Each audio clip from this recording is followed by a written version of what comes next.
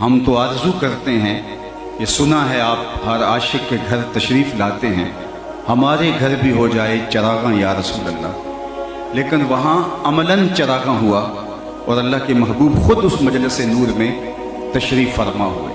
صحابہ کو مجلس سجائے ہوئے دیکھا تو فرمایا ما اجلسکم، صحابہ کیوں بیٹھے ہوئے ہو، جلسہ کاہے کا ہے، یہ مجلس کس مقصد کے لیے برپا کیے ہوئے ہو؟ تو انہوں نے جو جواب دیا وہ سنیے۔ انہوں نے کہا جلسنا نذکر اللہ ونحمدہ علی ما ہدانا لدینہ ومنّ علینا بک۔ حضور ہمارے بیٹھنے کا مقصود یہ ہے کہ ہم اللہ کی حمد بیان کر رہے ہیں، اس کا شکرانہ ادا کر رہے ہیں اس بات پر کہ اس نے ہمیں ہدایت دین دی اور آپ کی صورت میں ہمارے اوپر انعام فرمایا۔ ہمارے بیٹھنے کا مقصود یہ ہے کہ آپ جو مل گئے، آپ کی تشریف آوری، آپ کا ہمیں میسر آ جانا، مل جانا، یہ ہماری سعادت مندی ہے، فیروز بختی ہے۔ اس پر ہم اللہ کے شکرانے کی مجلس برپا کیے ہوئے ہیں۔ آپ کو اگر کوئی پوچھے کہ آج رات کا ایک پہر بیت گیا ہے اور بلکہ رات نصف سے آگے کا سفر طے کر رہی ہے اور آپ ابھی تک بیٹھے ہیں، تو آپ کے بیٹھنے کا مقصود کیا ہے؟ تو آپ برجستہ یہی کہیں گے حضور کا ذکر سننے کے لیے آئے ہیں۔ اور جب آپ یہ بات کہیں گے تو بات ختم ہو جائے گی۔ اب حضور نے صحابہ سے پوچھا کیوں آئے ہو؟ تو انہوں نے کہا کہ ہم اس مقصد کے لیے آئے ہیں کہ اللہ نے آپ کی صورت میں ہمارے اوپر جو انعام کیا اس کا شکرانہ ادا کریں۔ اللہ اکبر! بات تو ختم ہو جانی چاہیے تھی، لیکن حضور نے فرمایا صحابہ کیا تم اس بات پہ قسم دیتے ہو کہ اسی لیے بیٹھے ہو؟ تمہارے بیٹھنے کا کوئی اور مقصود نہیں ہے؟ تو انہوں نے برجستہ کہا جی حضور ہم اسی لیے بیٹھے۔ تو فرمایا تم اس پہ قسم دے سکتے ہو؟ انہوں نے کہا جی ہم اس پر حلف دے سکتے ہیں۔ اور یہ بات صرف بات کی حد تک نہیں تھی، اللہ کے محبوب نے باقاعدہ ان سے حلف لیا اور انہوں نے باقاعدہ حلف دیا۔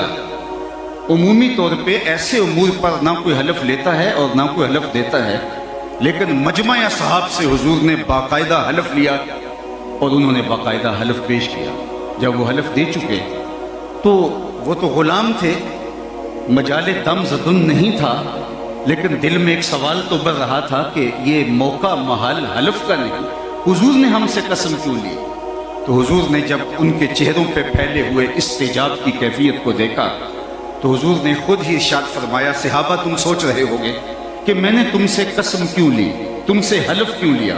تو سنو، تم یہاں مجلس برپا کیے ہوئے تھے، میں حجرے میں موجود تھا، میرے پاس جبریل امین حاضر خدمت ہوئے، فاخبرنی ان اللہ یباہی بکم الملائکہ، اور انہوں نے آ کے مجھے کہا محبوب آپ یہاں جلوہ فراز ہیں، ذرا باہر تو نکل کے دیکھیے، آپ کے صحابہ کے اس عمل پر اللہ ملائے اعلیٰ میں ناز فرما رہا ہے، اللہ فخر و مباحات کر رہا ہے آپ کی اس مجلس پر۔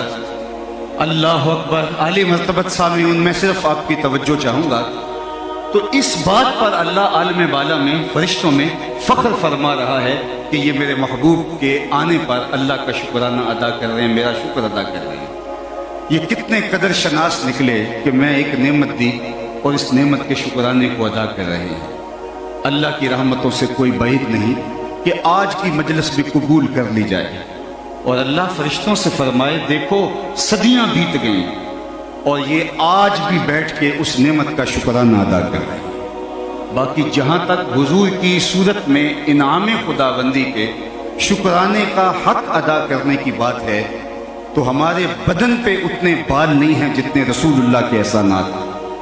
ہمارا ایک ایک عضو بدن قرض رسالت میں جکڑا ہوا ہے۔ یہ ایک شب کی محفل میلاد کیا، ساری زندگی حضور کے نام پہ لگا دیں، حق کے شکر پھر بھی ادا دیں۔ ان کے آنے سے خدا شناسی تو بڑی دور کی بات ہے، میں کہتا ہوں خود شناسی کا نور بھی نصیب ہوا تو حضور کی دہلیز سے نصیب۔ اگر ان کی دہلیز نصیب نہ ہوتی تو انسانیت کا بھٹکا ہوا یہ قافلہ آج کس گڑھے میں اور کس جو ہے وہ کنویں کے اندر ظلمت کدے کے اندر ٹھوکریں کھا رہا ہوتا۔ یہ تو دیکھ لو جو انسان اپنے آپ سے بھی آگاہ نہ ہو، مجھے بتاؤ خدا شناسی کا نور اس کو کیسے ملے؟ اقبال نے کہا تھا اپنے من میں ڈوب کر پاجا سراغ زندگی، تو میرا نہیں بنتا نہ بن اپنا تو بن۔ اور جو اپنا بھی نہ بن سکے، جس کو یہ ہی نہیں پتا کہ میں کون ہوں، جس کو خود آگہی کا نور بھی میسر نہیں، جس کو خود شناسی کا اجالا بھی نصیب نہیں تو دیکھیے انسان اشرف المخلوقات ہے۔ وَلَقَدْ كَرَّمْنَا بَنِي آدَمَ کا تاج اس کے سر پہ رکھا ہوا ہے، مسجود الملائکہ ہے، لیکن وہ پتھر کے آگے، درختوں کے آگے، حشرات الارض کے آگے، اجرام فلکیہ کے آگے، نباتات، بہائم اور چوپایوں کے آگے اپنی پیشانی کے تقدس کو پامال کر رہا ہے۔ اس کو یہ ہی نہیں پتا کہ میں تو مقصود کائنات ہوں، کائنات کا چرخ تو میرے گرد گھوم رہا ہے۔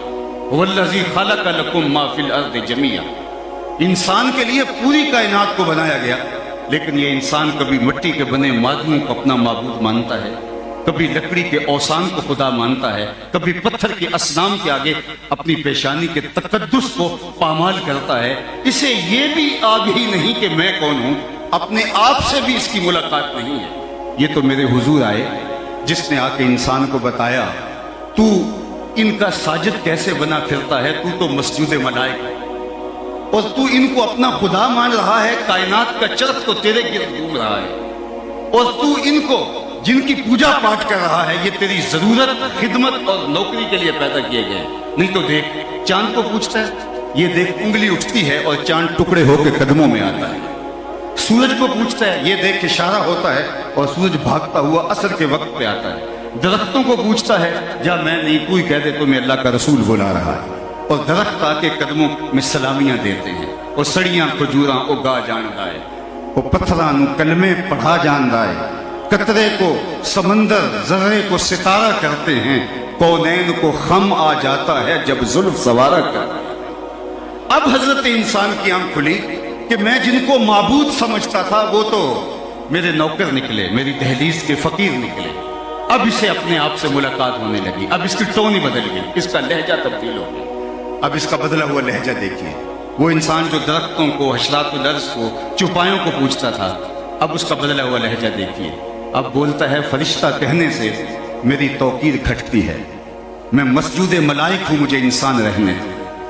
اب اسے سمجھ آئی کہ میں کون ہوں، تو راز کن فکاں ہے، اپنی آنکھوں پر عیاں ہو جا، خودی کا رازداں ہو جا، خدا کا ترجمہ ہو جا، خودی میں ڈوب جا غافل، یہ سر زندگانی ہے، نکل کر حلقہ شام و سحر سے جاویداں ہو جا، مسافے زندگی میں سیرت فولاد پیدا کر، شبستان محبت میں حریر و پرنیا ہو جا، گزر جا بن کے سیلے تند روح کو ہو بیاباں سے، گلستان راہ میں آئے تو جوئے نغمہ کہاں ہو جا، تیرے علم و محبت کی نہیں ہے انتہا کوئی، نہیں ہے تجھ سے بڑھ کر ساز فطرت میں نوا کوئی۔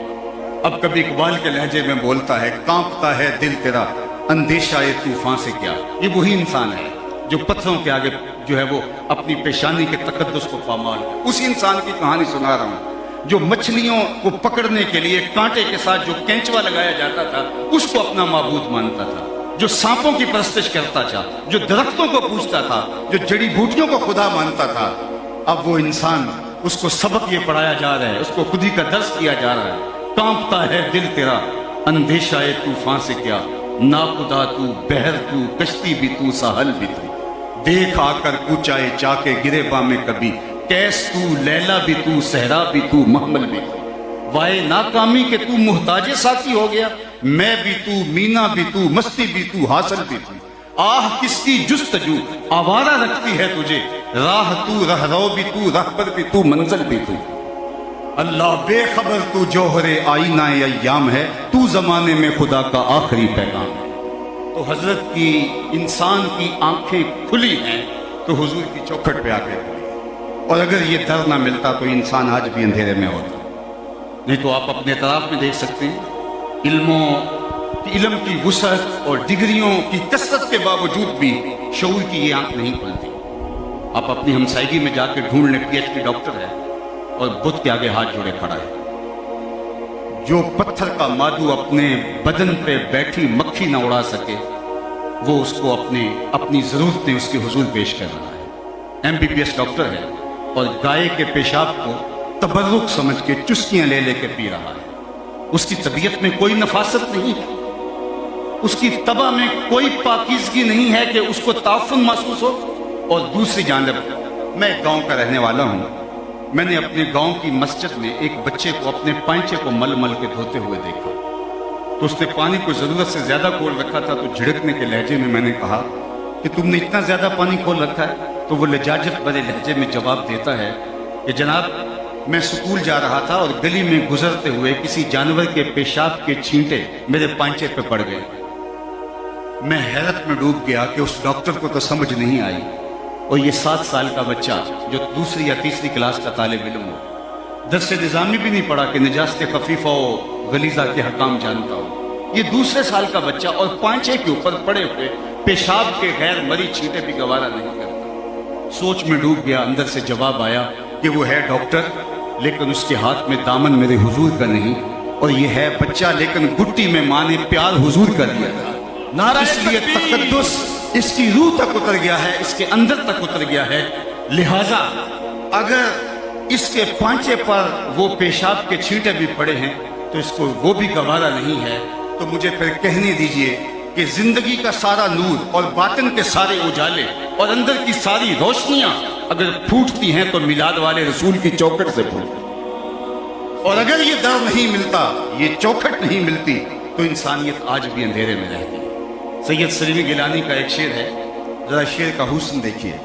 آج کل تو ہمارا نعتی ادب بھی پامال ہو گیا ہے، بٹن تھاں کر دے تے بٹن تاں کر دے تے نکی جی ہاں کر دے، یہ کیا بازاری لفظ مندرج ہیں نعت میں، لیکن ذرا نعت کا حسن دیکھیے، اس شعر کا جمال دیکھیے اور اس کی معنویت پہ غور کریے، اور میری ساری گفتگو جو ابھی تک کر چکا ہوں اس کے خلاصے کے طور پہ اس کو سمجھیے۔ نہ خرد کی روشنی تھی، نہ جنوں کی آگہی تھی، نہ خرد کی روشنی تھی، نہ جنوں کی آگہی تھی، تیری رہبری سے پہلے یہ جہاں جہاں نہیں، تیرے آستان سے پہلے کوئی آستان نہیں تھا، میں وہ زمین تھی جس کا کوئی آسمان نہیں۔ زندگی کا سارا نور اور باطن کے سارے اجالے حضرت انسان کو ملے ہیں تو آمنہ کے لال کی دہلیز سے نصیب، اور یہ در اگر نہ ملتا تو انسانیت کا بھٹکا ہوا بہکا ہوا قافلہ آج کس گڑھے میں گرا ہوا ہوتا۔ تم تو ایک میلاد منانے کی بات کرتے ہو، ساری زندگی قدموں میں وارد حق کے شکر پھر بھی ادا۔ لوگ کہتے ہیں لکھا کہاں ہے، میں نے کہا لکھے کی بات کرتے ہو، کیا محبوب کا ذکر اس کے لیے بھی دلیل کی ضرورت ہے؟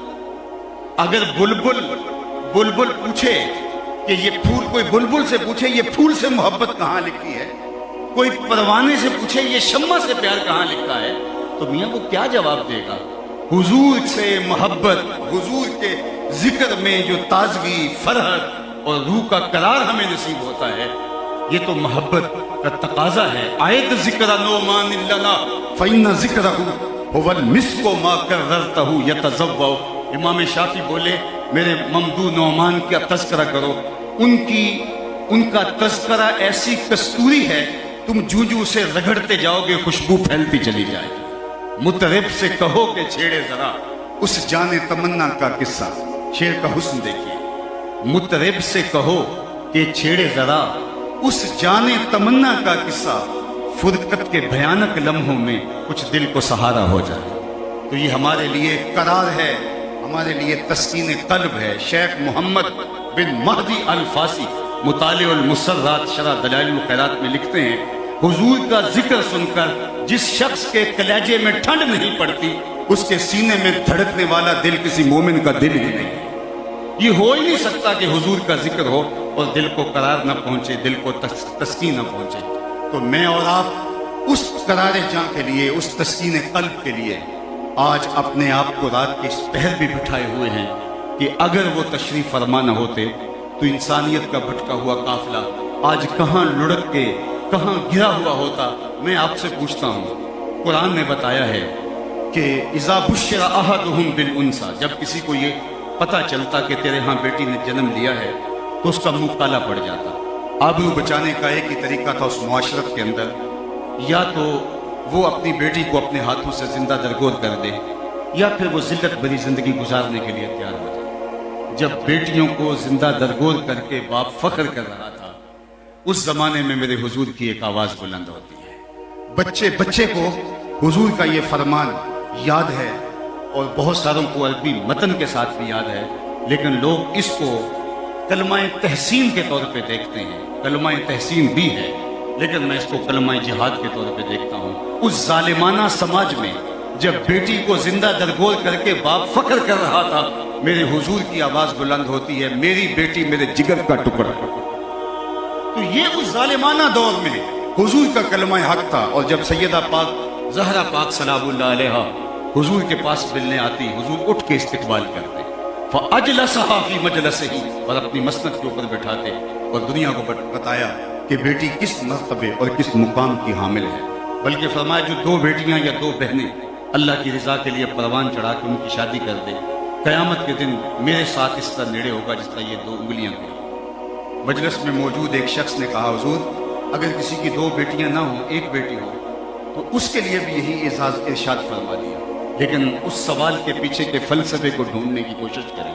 اس کی ایک بیٹی ہوگی، کہاں بیٹی زندہ درگور کی جا رہی ہے، اور کہاں جس کی ایک بیٹی ہے وہ آرزو کر رہے کاش کہ میری بھی دو بیٹیاں ہوتی۔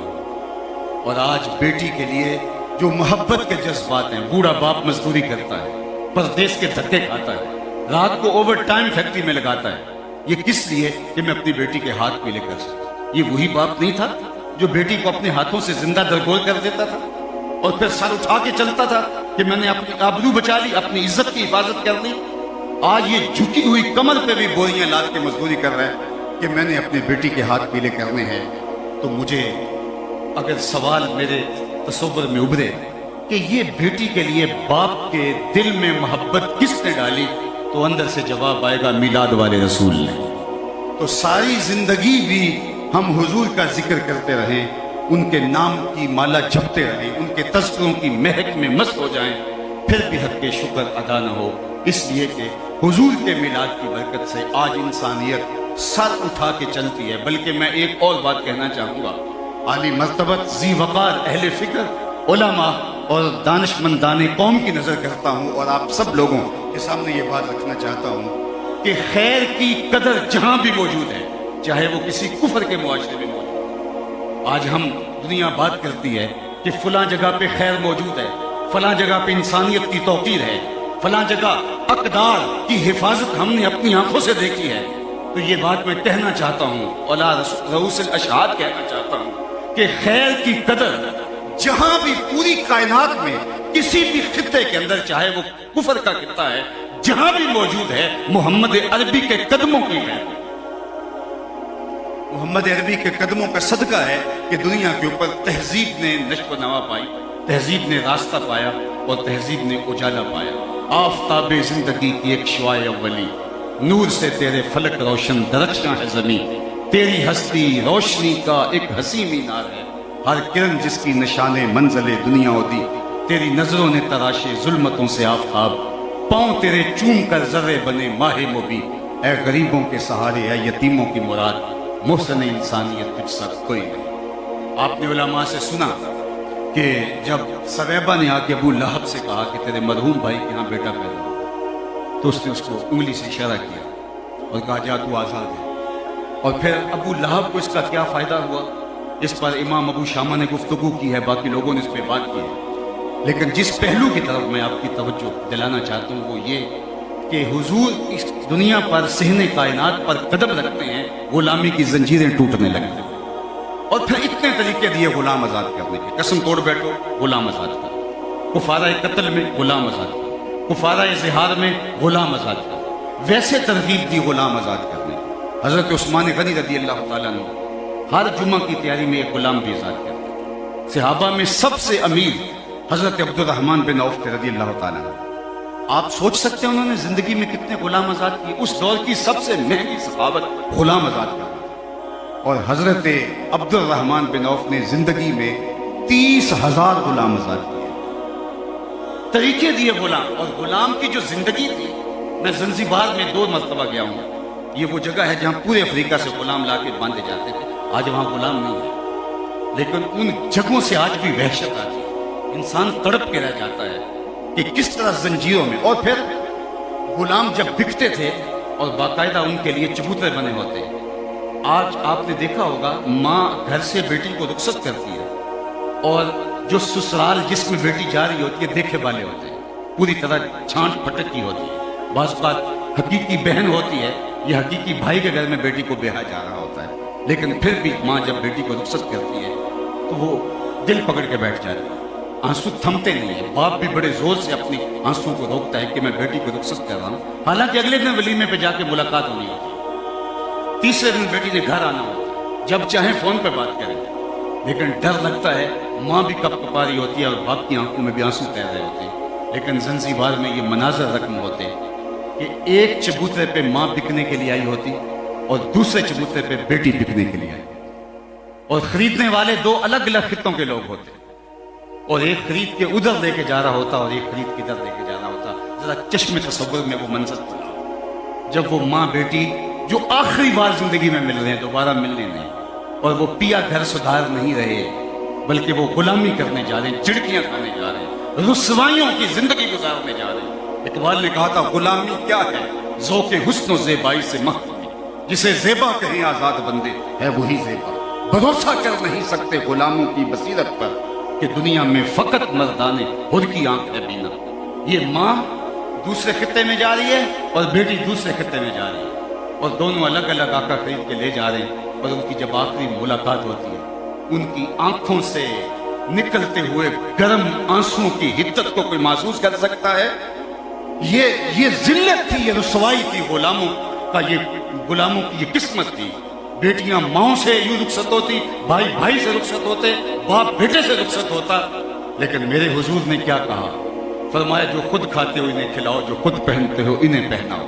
اور پھر غلامی کے اتنے طریقے آزاد کرنے کے دیے کہ آج دنیا کے اوپر اس صورت کی غلامی باقی نہیں رہی ہے۔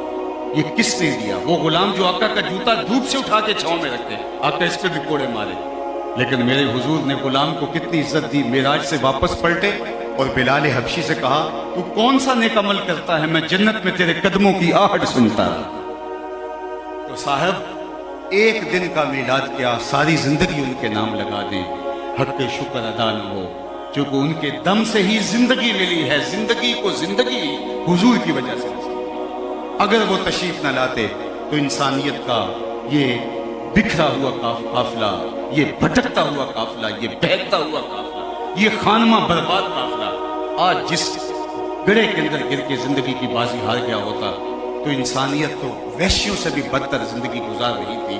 تو حضور نے آ کے انسانیت کو وقار بخشا۔ یہ وقار اگر ہم اس کی حفاظت نہیں کر سکے، اگر کسی اور قوم نے اس کی حفاظت کی ہے، تو سنو یہ دین میلاد والے رسول کی۔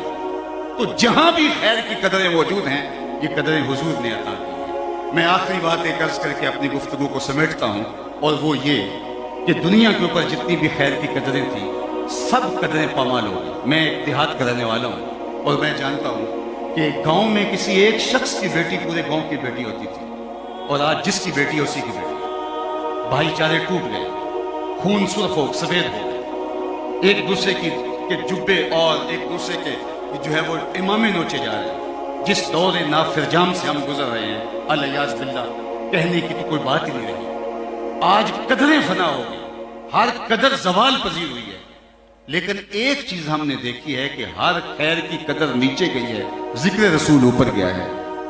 تو اس کی کیا وجہ ہے؟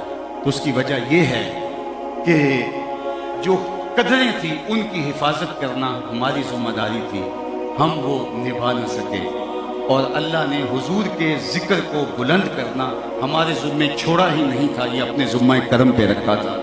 اس لیے ہر آنے والا لمحہ، ہر ساعت اور ہر گھڑی حضور کے ذکر کے چراغوں کے ساتھ، حضور کے ذکر کے اجالوں کے ساتھ ہر لمحہ ہر ساتھ بڑھتی چلی جائے گی، اور یہ نور پھیلتا چلا جائے گا، اور کائنات کا ایک ایک گوشہ حضور کے ذکر سے منور ہوگا۔ بارگاہ عزدی میں دعا ہے کہ آج کی اس مبارک، مقدس اور نورانی محفل کا ایک ایک لمحہ بارگاہ عزدی میں قبول فرما لیا جائے، اور ہمارا یہاں بیٹھنا اللہ اپنی بارگاہ میں مستجاب کرے، دنیا آخرت کی بہاریں ہم سب کی جھولیوں میں ڈالے۔ اقبال کے سارے کلام کے کا رس جو ہے اللہ، اگر میں اپنے سارے کلام کا اثر ہو پھر کبھی صحیح انشاءاللہ۔ اصل وہ نعت تو ہوتی ہے کہ وہ سفارش کے بعد، فرمائش کے بعد ایک نیا مضمون شروع ہو جاتا ہے، تو تقریر میں تھوڑا مشکل ہوتا ہے۔ اللہ آپ کو جزا پھر گئے، جس طرف کے نشیلی نظر ہو گئی، چاند گہنا گیا، مہر شرما گیا، حسن ہر ایک شے کا سوا ہو گیا، ان کے آنے کا یارو مزہ آ گیا، پوری دنیا ہی شیر و شکر ہو گئی۔ کن کی کنجی ہے جس کی زبان نبی، وہ نبی جس کی قرآن ہے وہ داستان، وہ نبی ان کی نظروں کی وسعت کی کیا بات ہے، جب ہم پہ بنی ان کو خبر ہو گئی۔ وہ آخر دعوانا کیا کہنے